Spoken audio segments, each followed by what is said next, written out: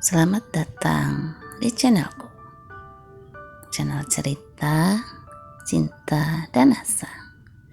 Cerita romantika kehidupan. Apa kabar teman pendengar?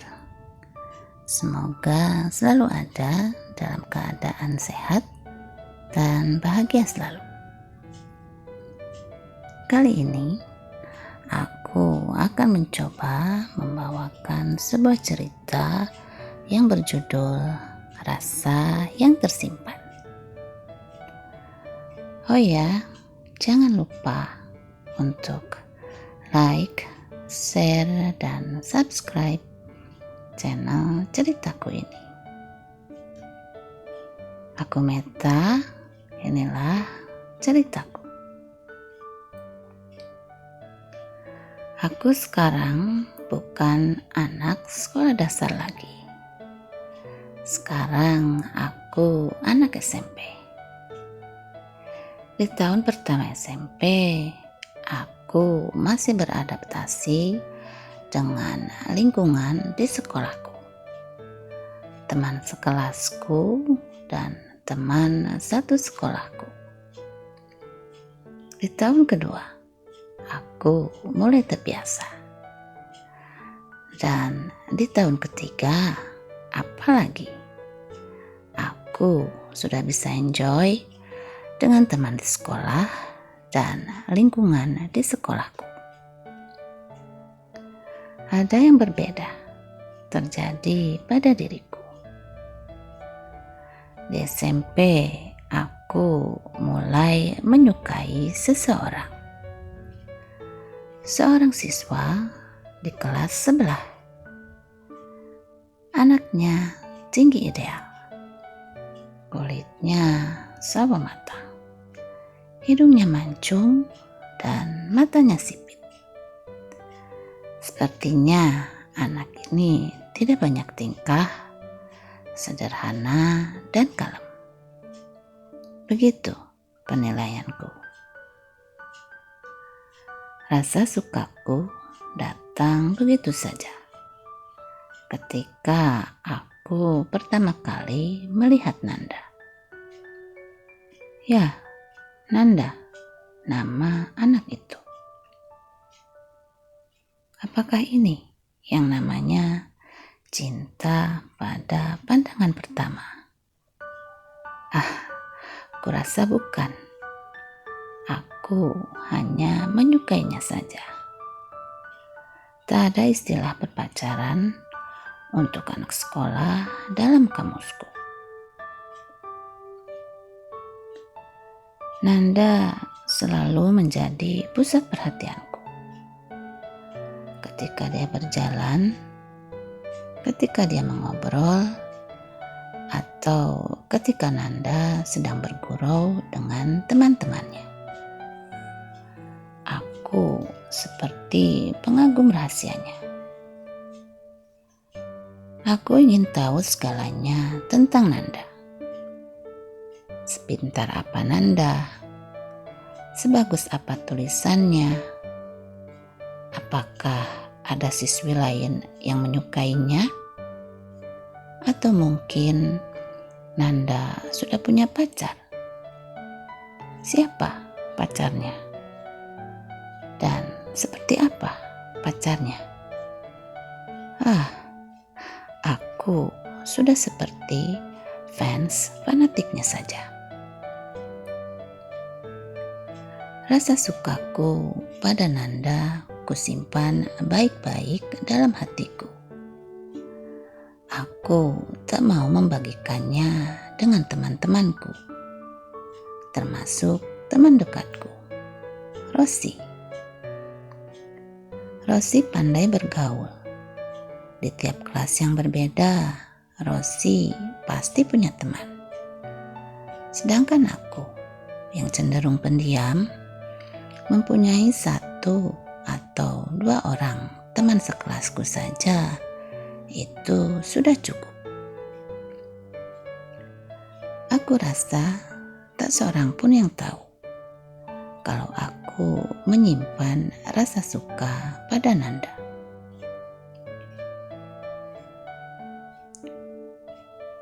Sudah jadi kebiasaanku. Setiap masuk sekolah siang, aku akan menunggu bel masuk di ruang perpustakaan sambil membaca buku. Winnetou dari suku Apache, karya Karl May, buku yang sedang aku baca.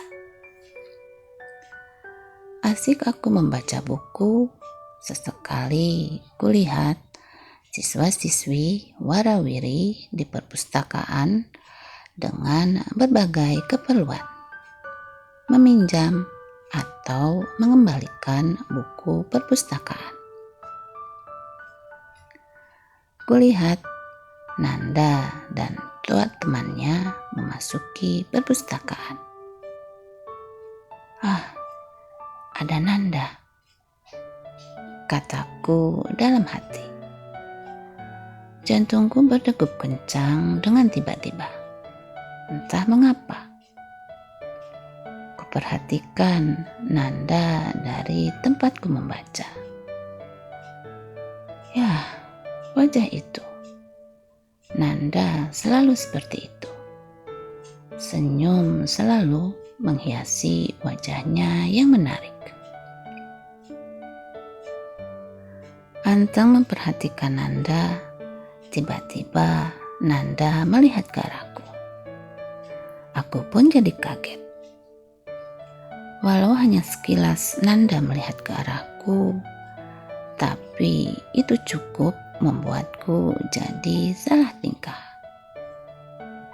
Aku pun pura-pura kembali membaca buku.